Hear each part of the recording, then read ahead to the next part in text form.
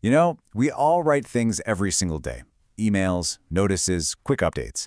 But how often do we really stop and ask ourselves, is anyone actually connecting with this? Or is my message just disappearing into the void? Today, we're going to unpack a really powerful way to make sure you're not just being heard, but that you're truly, genuinely understood. Oh, you know that feeling, right? You spend all this time crafting the perfect email, you send out that super important notice, and then crickets.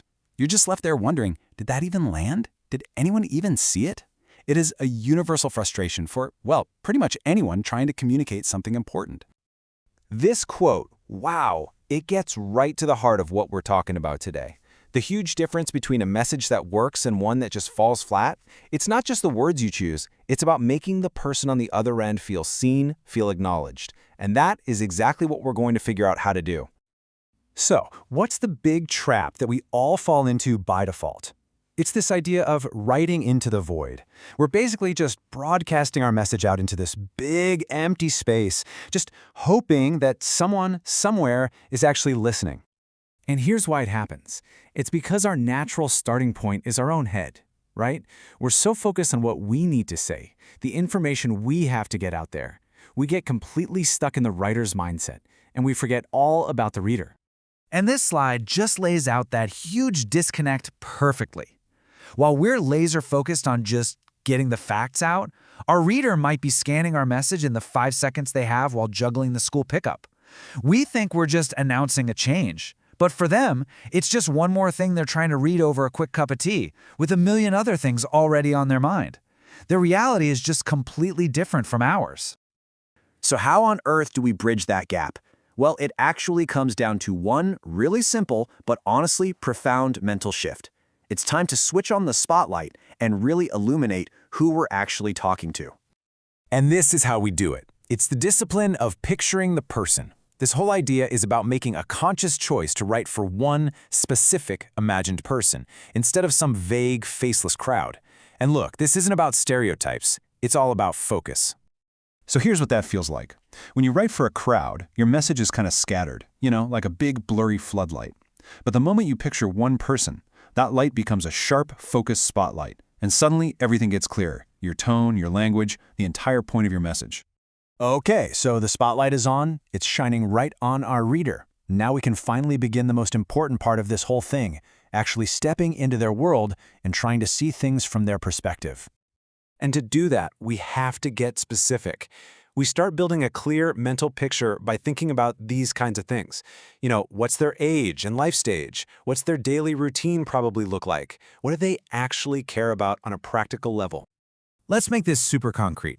Imagine a notice about some overnight street work. That same message is going to land very differently for these two people.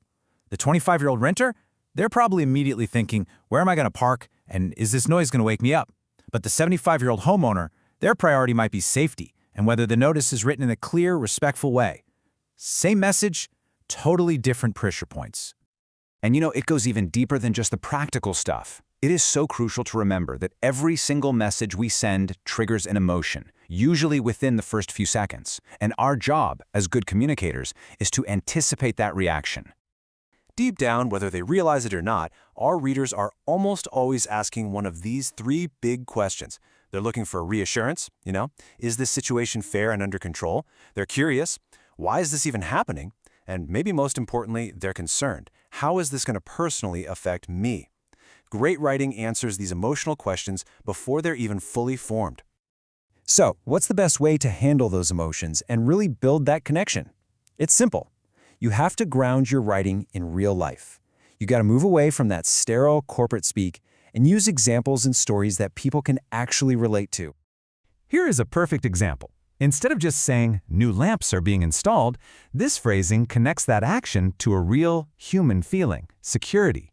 That little touch makes all the difference in the world. Okay, so this all sounds great in theory, right? But how do we turn this into a skill we can use over and over again? Well, let's get practical and walk through something called the persona test. First things first, we create our person. So everyone, meet Anne. She's 68, she lives on her own, and her main concerns are her safety and just getting clear, respectful communication. She's not a demographic, she's not a statistic, she is the person we are now writing for. Now we just follow these simple steps. After you've built your persona, someone like Anne, you just write your message like you normally would. But then comes the most important part. You test it. You read it back, but through Anne's eyes. You ask, would Anne understand this? Does this actually address her concerns? Is the tone right for her? And then you just revise and tweak it until the answer to all those questions is a big yes. You know, when you start using this method consistently, the transformation is it's immediate and it's so powerful. You stop being someone who just blasts out information and you become someone who truly communicates. And this is what happens. Before, you were just broadcasting. Now, you're actually building trust. Before, your readers might have felt totally ignored. Now, they feel heard. You really do evolve from just being a writer into being a genuine communicator. So, let's just boil it all down to this simple three-part idea. First, see the human on the other side of the screen. Second, shape your message specifically for them. And when you do that, you will always, always strengthen the connection. And that really leaves us with one final thought to take with you. The very next time you sit down to write an email, a notice, any message at all, who's going to be in your spotlight? Who will you picture?